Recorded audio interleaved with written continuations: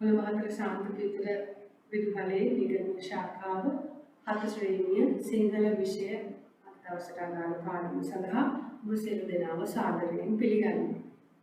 අද දවසේ මම ඔයගොල්ලොත් එක්ක කතා කරන්න යන්නේ ශ්‍රී චන්ද්‍රරත්න මානවසේනගේ ලස්සන කවි පන්තියක් ගැන. ඔයගොල්ලන්ගේ පෙළ පොතේ 12 වෙනි පාඩමේ තමයි මේ ලස්සන කවි පන්තිය තියෙන්නේ. එතකොට මේ කවි පන්තිය රචනා කරපු පුද්ගලයා විදිහට අපිට හඳුනා ගන්න පුළුවන් ශ්‍රී චන්ද්‍රරත්න මානවසිංහයන්. එතුමාගේ ජීවිත කතාවෙන් පොඩි කොටසක් මම ඔයගලන්ට මෙන්න මෙහෙම පෙන්නන්නම්.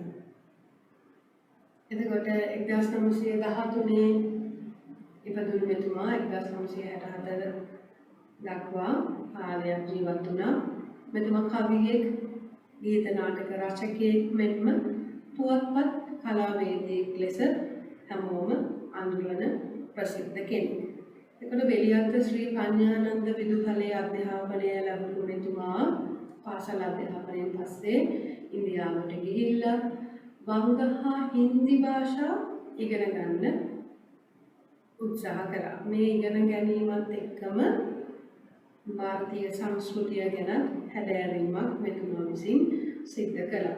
එතකොට මෙතුමා කාව්‍යකරණයට නැත්නම් කවියට කවි ලියන්න පුරුදු වුණේ තමාවට තියෙන පරිසරය එක්ක තියෙන මෙතුමාගේ අත්දැකීම් එක්ක තමයි කවියට නැඹුරු වුණා කියලා කියන්නේ. එතකොට අද දවසට නියමිත මේ සිනා කුමරි කවි පන්තිය සිනා රැල්ල කියන කවි පන්තියෙන් ගත්තේ මෙතුමා විසින් රචනා කරන ලද කොමල රේඛා කියන පද්‍ය සංග්‍රහය.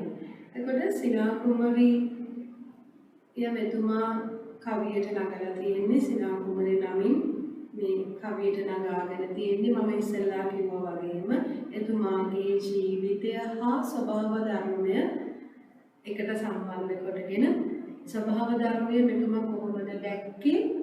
ඒ දැකපු විදිහ තමයි එතුමා මේ කොමල රේඛා පද්‍ය සංග්‍රහයේ සිනහ රැල්ල කියන කවි පන්තියට එක් කරගෙන තියෙන්නේ. එතකොට මෙතුමා කාව්‍යකරණයට ගීත නාට්‍ය නිර්මාණයට බොහොම දක්ෂයි කියලා මම ඔයගලන්ට කිව්වා. මෙතුමා රචනාවට පඳුන්වෙච්ච ගීත නාටක කාව්‍ය ගීපද රචනා මම ඔයගලන්ට වෙන වෙනම මෙන්න මේ විදිහට දක්වලා තියෙනවා. මනෝහාරි සේපාලිකා කියලා කියන්නේ මෙතුමා විසින් කාව්‍යකරණයට පාදක කරගත්තු ගීත නාටක කාව්‍ය විදිහට හඳුනා ගන්න පුළුවන්. මේ කිරි වෙසක් මිනිර ගුරු ගෙදරට යන අතරමඟ ඇත්කාලේ දරුපෙම මගේ රට. ඊට පස්සේ ගීපද රචනා සින්දු මහබෝවන්න WD අමරදේව මහතා තමයි ගායනය කරන්නේ. සහ ඊළඟ සරස්වති අභිනන්දන කියන ගීපද රචනා මෙතුමාටින් නිර්මාණය වූ කවි ගීතට හඳුනා ගන්න පුළුවන්. එතකොට හෙළදිව හා ලංකාදීප මම මුලින් කිව්වා මෙතුමා පුවත්පත් කලාවේදියෙක් විදිහට ප්‍රසිද්ධයි ප්‍රකටයි. හෙළදිව හා ලංකාදීප පුවත්පත්වල කතුවරයා වගේම සංස්කරණ වරයෙකු ලෙසද සිංහල භාෂාවට හා සාහිත්‍යයට කරපු සේවාව ඉතාමත්ම ඉහළයි. එතකොට එතුමාගේ කවි පන්තියක් ඇසුරින් අද අපි මේ පාඩම ඉස්සරහට කරගෙන යමු. සිනහ කුමරි කවි පන්තිය ආරම්භ කරන්න මම මෙන්න මෙහෙම. සිලිලාරක දෙල්මෙලි පෙති අතරින් සැලිසරි සිලිලාරක දෙල්මෙලි පෙති අතරින් සැලිසරි කනට නොයන සිතට දැනෙන සිලිසිලියක පැටලිලා සිලිසිලියක පැටලිලා ලාබදලු නවනවා දම්පාටින් නොපදමා ලාබදලු නවනවා දම්පාටින් නොපදමා සඳකෙම් මිනි කැට අස්සින් උල්පත් කළ කෙමිදිලා උල්පත්වල කිමිදිලා කවි පන්තිය දිගටම මම මේව ගායනා කරන්න යන්නේ. මම දැන් මේ කවි පන්තිය කවියෙන් කවි ඔයගලන්ට කොහොමද කියලා දෙන්න. එතකොට මම ගායනා කරන්නේ සිලිලාරක හෙල්මැලි පෙති අතරින් සෙලිසැලි. සිලිලාර කියලා කියන්නේ ජල තලාව නැත්නම් වතුර. එතකොට හෙල්මැලි කියලා කියන්නේ මල් ජාතියක්නේ. මේ වතුරේ මේ මල් පිපිලා පෙති අතර සැලි තියෙනකොට සිලිසිලියක පැටලෙනවලු මොනවද? කනට නොයන සිතට දැනෙන සිලිසිලියක පැටලිලා. කනට ඇහෙන නොහෙන ගානට මේ මල් හෙල්මැලි කියන මල් ජාතිය සිලිසිලි ගගා නැලවෙනවා කියලායි මේ කවියෙන් කියන්නේ. එතකොට ඊළඟට කියනවා ඊළඟ කවියේ ලාඹදලු නවනවා දම්පාටින් ඔපදම. අඹ ගහ දැන් උගලට බැවෙන වැඩිනේ. අඹ ගහේ දළු දැකලා තියෙනවද? ඒ දළු මොන පාටයිද? දම් පාටයි කියලා මෙතුමා කියනවා. ඒ දම් පාට ඔපදම කියලා කියන්නේ දිලිසෙනවා නැත්නම් බැබලෙනවා. මේ දිලිසෙන්නේ බැබලෙන්නේ මොනවාසෙන්ද? මේකට වැටෙනවලු සඳකැන් මිනි කැට අස්සෙන් උල්පත්වල කිමිදිලා. තුම දකින්න මේ අඹ ගස්වල තියෙන මේ දළු දම් පාටින් සඳේලියත් එක්ක එකතු වෙලා උල්පත්වල කිමිදිලා වගේ පේනවා කියලා මෙතුමා කියනවා. ඊළඟට තියෙනවා කෙසෙල් ගසින් මතු වෙලා ඔබය යටින් දැවටිලා. කෙහෙල් ගසක් නේ මේ කියන්නේ. කෙහෙල් ගහක එන පොළේ දැකලා තියෙනවා. කෙසෙල් පොළේ අහසට පැන පාවෙලාලු මොන පාටටද? කිරි පාටට බබල උපලාගෙන කියන්නේ සුදු පාටට බබලගෙන අහස කෙහෙල් පොළේ මෙහෙම නැලවෙනවනේ අහසේ. මෙන්න මේ චිත්‍රය මෙතුමාම අවලා තියෙනවා. කෙසෙල් ගොබෙන් ඇතුලෙන් එන පළවෙනි පොළය කිරි පාටින් ඇවිල්ලා අහසට යනකම් මේක පීදිලා නැලවි තියෙන චිත්‍රයක් තමයි මෙතුමා මේ කියන්නේ. නෙළුම් පොළේ පෙතිසලා පුබුදු වල්මින් නොමතලා. නෙළුම් මල ලස්සනට පිපෙනවලු. නෙළුම් මලේ අර මැද තියෙන රතු පාට රේණු පොකුර තලන්නේ නැතුව මේ මල හිමින් පෙතිසලා පිබිදෙන ආකාරයක් තමයි මේ කවියෙන් කියන්නේ. මෙතුමා මම ඉස්සෙල්ලා කිව්වට ස්වභාව ධර්මයට තිබ්බ ඇල්ම මේ ආදරය ඒ ස්වභාව ධර්මයේ දැක්ක ආකාරය තමයි මෙතුමා මේ කියන්නේ නෙළුම් මල ගැන. ඊළඟට නෙළුම් පොළේ නොමැලි. නෙළුම් පොළේ දැකලා තියෙනවද? නේද? නෙළුම් පොළ තියෙන කොහෙද? ඇලක දොලක නෙළුම් මල් පිපිලා තියෙනවා. මේ නෙළුම් මලකට වැටෙන මොනවද? නෙළුම් පොළේ නොමැලි දිය බිඳුවක ගැලි පෙරලි සෙල්ලම් කොට දිය රැල්ලට එක් වෙලා. මේ නෙළුම් පොළේට වැටෙන වතුර නැත්නම් පිණි හරි මේ නෙළුම් පොළේ උඩ ලස්සනට සෙල්ලම් කරනවා. එක කොමද සෙල්ලම් කරලා කොහෙටද වැටලා යන්නේ? දිය රැල්ලට මාපහු එක් වෙලා යනවා කියලා මෙතුමා කියනවා. එතකොට ගහ කොළ නිදි අතරේදී ලොව නිහඬව තිබියේදී රසගීය අකුලාගෙන සිහිනවලට වැඩි හීන දකින්නේ රැටනේ. මේ රැට පේන හීන කවුරුත් නොදන්න වෙලාවක තමයි පේන්නේ. ගහ කොළ නිදි ගෙදරින් අනිත් අයත් නිදි ඔක්කොම නිදි අතරේ තමයි රසගීයක් වගේ හීනයක් අපි අතරට එනවා කියලා කියන්නේ. එමනේ හීන දකින්නේ අපි හීන දකින්නේ නැහනේ. ටීවී එකෙන් හීන දකින්නේ නැහනේ. අපිට හීන පේන්නේ අපේ මනස නිදහස් වුණාම. හැමෝම නිදි මුළු ලෝකෙම නිදි ගහකොළනුත් නිදි අතරේ තමයි මේ හීනය පේනවා කියලා මෙතනදී කියන්නේ. මතු පිට නැග සුදු බලා හිම කඳු පිට ගැවසිලා. සඳ එළියේ නිල්ලහසේ ඒ මේ අත ඇවිදෙනවා. මෙතන තියෙනවා හිම කඳුක් තියෙනවා.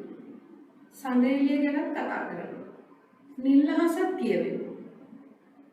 ඒ මේ අත ඇවිදිනවලු කවුද? සුදු පාට වලාකුළු. මේ සුදු පාට වලාකුළු හිම කඳ සුදුයිනේ. කන්දකට හිම වැටුනම සුදු දැකලා ඇතිනේ. මේ හිම කඳු මතු පිටට නැගලා වලාකුළු එහෙ මෙහෙ යනවා, පේනවා. කොයි වෙලාවකද? රාත්‍රියකනේ හඳ එළිය තියෙන්නේ. මේ හඳ එළියේදී තමයි මේ සුදු පාට වලාකුළු හිම කඳු පිට ගැවසිච්ච ආකාරය කියන්නේ. මොනතරම් ලස්සන චිත්‍රයක්ද කියලා මටත් හිතෙනවා.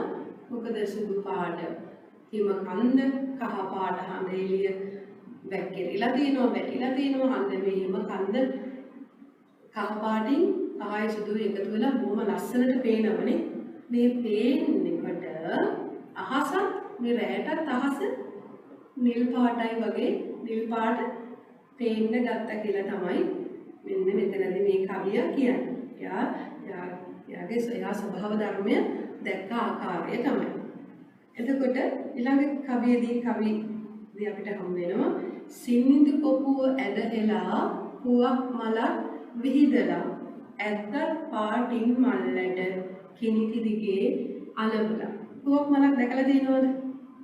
පුවක් මලක් පිපෙන්නේ, පුවක් මලක් හැදෙන්නේ යම්කිසි ආවරණයක් තුල. මේ ආවරණය ඇදහෙලා සිනිඳු කොපුව, මේ සින්දු වල තියෙන මේ කොපුව ඇදහෙලපුවම ලස්සනට විහිදෙනවා පුවක් මල. මේ විහිදලා තියෙන පුවක් මලේ චූටි මල් වල දැකලා තියෙනවද? මේ මල්ලට මොන පාටයිද? ඇද්දත් පාටයි කියලා තමයි මෙන්න මේ කවියේදී කියන්නේ. අපි නිකන්වත් පුවක් මලක් දැක්කම නම් ලස්සනයි කියලා අපි දකිනවා නේද? ඒක ඇද්දල පාටයි කියලා ඔන්න මෙතුමට හිතිලා තියෙනවා. අපිටත් එහෙම හිතන වෙලාවල් තියෙනවානේ. ඊළඟ කවිය.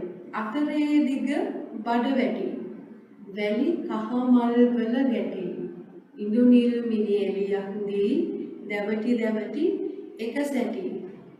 අතරේ දිග බඩ වැටි කහ මල් වල ගැටි ඉඳු නිල් මිනි එළියක් දී දැවටි එක සැටි. මෙන්න මෙතනදී කියන්නේ මොකද්ද? පාර අයින් ඇවිදගෙන යනකොට දෙපැත්තේ තියෙන වැටි තියෙනවනේ, මේ වැලි තලාවක පිපිලා තියෙනවලු මොනවද? කහ පාට මල්. මේ කහ පාට මල් අර වැලි තලාව බදාගෙන වැවිලා තියෙනවා. ලස්සන කහ පාටට පිපිලා තියෙන.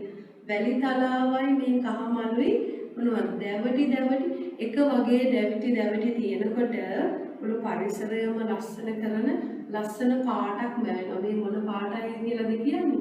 හරියට ඉන්ද්‍රනීල මණිකක් වගේ, නිල් පාට මණිකක් වගේ මුළු පරිසරයම ලස්සන කරමින් මේ වැලි තලාවයි කහමල් ගොමුවයි දැවටි තියෙනවා කියලා තමයි මෙතනදී කියන්නේ. බැස යන ගඟුලැල් පුරා පෙන පිටුවල සැරිසරා. බැස යන ගඟුලැල් පුරා පෙන පිටුවල සැරිසරා. ගිරිලෙන් වල කඳු ගුල් වල. මෙතන ගිරිලෙන් කියලා කියන්නේ ගල්. ගල් අතරින් කඳු අතරින් අඳුර සමග නොකොඳුරා. කොඳුරන්න කියන හිමිමිනේ කතා කරන යාළුවොත් එක්ක. හැබැයි මෙතන තියෙන නොකොඳුරා විරුද්ධ පදයක්. කොඳුරන්නේ නැහැ. කතාවක් නැහැ කාත් එක්කද? අඳුරත් එක්ක කතාවක් නැහැ. මේ ලස්සනට පෙන පිඩු විසිරමින් බැස යන ගඟ දියලක් මතක් වෙනව නේද? අපි දකින්නවනේ ඈතට දියලක් දකින්නකොට හරිය නිකන් සුදු පාට සාරියක් කඩාගෙන හැදෙනවා වගේනේ පේන්නේ. මෙන්න මේ වගේ සුදු පාට පිළිපෙඩු නංවමින් ගලා යන ජල පහර පුදුමාකාර ආලෝකයක් දෙනවා කියලා කියන්නේ. ඒකනේ මේ කියන්නේ අඳුර සමග නොකොඳුර. අඳුරත් එක්ක කිසිම සම්බන්ධයක් නැහැ. පුදුමාකාර එළියක් දෙමින් මේ ජල කඳ ගලාගෙන යනවා. එහෙම නේද? පියන් ඊළඟ කවියට. මිනිතලයක තරු හෙලා සඳුගෙන් ඇන අඹරලා එම දූවිලි කුඩු බිම බිම දේදුණු වල වැඩලා. දේදුන්නත් දැකලා තියෙනවද හැමෝම? දේදුන්නට පාට ආවේ කොහෙන්ද? අපි දන්නේ නැහැ නේද? හැබැයි මේ කවිය මෙන්න මෙහෙම කියනවා. දේදුන්නට පාට ආවේ කොහෙන්ද? මිනිතලයකට මැණික් තියෙන තැනකට මොනවද වෙලා තියෙන්නේ? තරුත් වැටිලා ඒක හඳත් එක්ක හඳේලිගත් එක්ක එකතු වෙලා මිශ්‍ර වෙලා ඇඹරිලා එන කුඩු පිම්බහම තමයිලු මේ දේදුන්න මෙච්චර වැඩ දමලා පාට වෙලා තියෙන්නේ කියලා මෙන්න මේ වේලි හතරෙන් කියනවා. බොහොම පොඩි වචන ප්‍රමාණයක්. හැබැයි කියන කතාව මවන චිත්‍රය බොහොම ලොකුයිනේ. මිනිතලයක තරු වෙලා සඳුගෙන් ඇන අඹරලා සඳුමේකට ඇනලා උඩු කරලා මිශ්‍ර වෙලා ඇඹරිලා එන දූවිලි කුඩ පිම්බහම තමයිලු අර ලස්සන පාට හදේ දේදුන්න මැවෙනවා කියලා කියන්නේ. ඊළඟට සේපාලිකා මල් ගුලා රැට හොරෙන් හොලවලා සේපාලිකා මල් ගුලා රැට හොරෙන් හොලවලා. සේපාලිකා මල් ගුලා කියන්නේ සේපාලිකා මල් පොකුරක්. අපි නැගිට්ටාම දකින්නේ රතු පාට නැටි ටිකක් බිම වැටිලා තියෙනවනේ. කොහොමද වැටුනේ කියලා අපි දන්නේ නැහැනේ. හැබැයි මෙතනදී පොඩි රහසකුත් තියෙනවා. මේ මල් රේණු වැටුනේ කොහොමද කියලා අපි දන්නේ නැහැ. හැබැයි හිතනවා කවුරු හරි රැයට මේ මල් පොකුර හොලවල නිසා තමයි මේ මල් රේණු වැටිලා තියෙන්නේ කියලා. මේ හැමතැනම විසිරීලා තියෙන්නේ කියලා. දඟ කරමින් නට නටා ඇවිදින මුළු ලොව වටා. දඟ කරමින් නට නට නේද? පොඩි මිශ්‍ර ක්‍රියාවකුත් තියෙනවා. නට නට දඟ කරමින් නට නටා පූර්ව ක්‍රියාවක් මිශ්‍ර ක්‍රියාව එකතුවකුත් තියෙනවා මෙන්න මේ කවිය ඇතුලේ. ඇවිදිනවලු මුළු ලොව පුරාම කවුද? මොඩ කැටි ආදරවන්ත පුරතල් කෙනෙක් ඇවිදිනවලු. කවුද? ගන්ධර්ව කුමාරියා. කවුදනේ ගන්ධර්ව කුමාරියා කියන්නේ?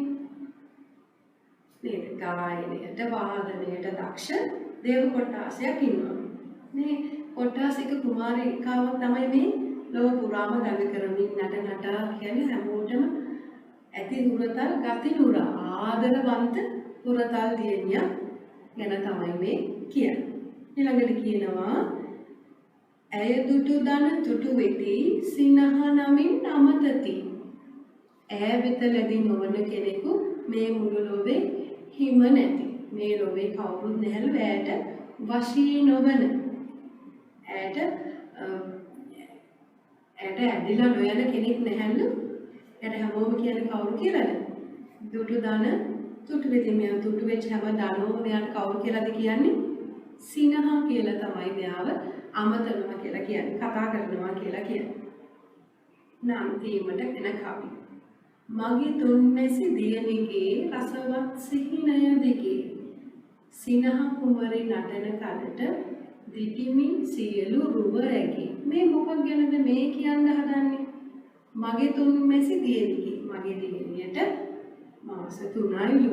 තුන්මැසි දියණිගේ රසවත් සිහිනය දිගේ. මෙයා මේ පුංචි දරුපැටිය මාස 3 දරුපැටිය නිදාගෙන ඉන්නවා. මේ නිදි අතරේ එයාගේ මුණෙන් ලස්සන හිනාවක් යනවා. හරිම රසවත් මිහිරි හිනාවක්. කොහොමද එයා ඒක දැනගන්නේ? එයා දැනගන්නේ මූණ පුරා මැවෙන සිනහව.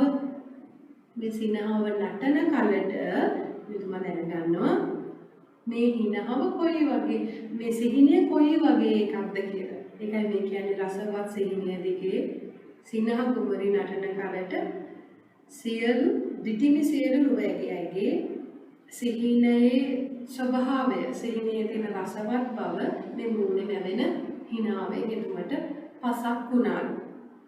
මේ මෙච්චර දුර ගියා. කේල් කොලේට ගියා, අඹදල්ලට ගියා, තරුවලට ගියා, හිම කඳු වලට ගියා.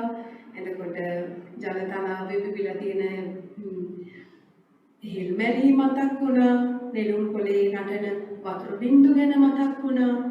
මේ ලෝම නිදි අතරේ පේන හිනාව, හීනය මේ හැමදේම මේ කවියට නැගෙන්නේ මේ රත්න කවියාට මතක් වෙන්නේ මොන සිතුවිල්ලක් හරහාද? එයාගේ 3 මාසෙ දිගණිය නිදි අතරේ එයාට පේන සිනහවේ තියෙන අපූර්වත්වය නිසා එයා දකිනවා මේ ස්වභාව ධර්මයම පුදුමාකාර ලස්සන විදිහට. අවදාල්ල දම්පාඩින් ඔපවත් වෙලා කියලා පේනවලු. නේද මේ ස්වභාව මේ වැලි අතරේ පිපිලා තියෙන කහ පාට මල්ගොමුව වැලි තලාව මේ හැම දෙයක්ම සමාන කරන්නේ මෙතුමා කොයි දෙයකටද? එයාගේ 3 මාසේ සුබදල් දියණියට තමයි මේ ස්වභාව ධර්මය මෙයා සමාන කරන්නේ. ඒ නිසා තමයි පාඩම පටන් ගන්න කලින් මම මුලදී කිව්වේ හැම කවියෙක්ම වගේ ශ්‍රී චන්ද්‍රරත්න මානවසිංහයන් කවියට නැඹුරු වෙන්නේ එතුමාගේ ජීවිතයේ තමා වටා ගොඩ නැගුණු මේ අපූර්වත්වයේ යුතු අත්දැකීම් එක්ක. එතකොට මේ පාඩමේ මේ කවි ටික රසවත්ව ගෙදරදී ගායනා කරන්න පුළුවන් ඇති නේද? පොඩ්ඩක් මම ගායනා කරලා පෙන්නුවානේ. එතකොට මේ ගායනා කරන අතරේ මේ පුංචි වචන ලොකු වචන දැක්කේ නෑනේ මේ කවිය පුරාම නේද? පුංචි වචන එකතු කරලා මේ මුළු ස්වභාව ධර්මයම අපේ පොතට ඇවිල්ලානේ.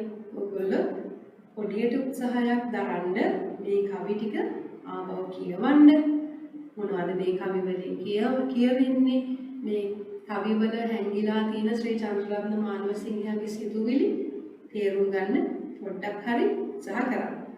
හරිද? අපි ඊළඟ දවසේ අපිට කරන්න තියෙනවා රස කවි ගොතන්න. එතකොට රස කවි ගොතන්න මම වෙනකම් අද දවසට අපි අද මේ පාඩම ඉවර කරමු. ඔයගොල්ලෝ සියලු දෙනාට ජේසුස් පිහිටයි.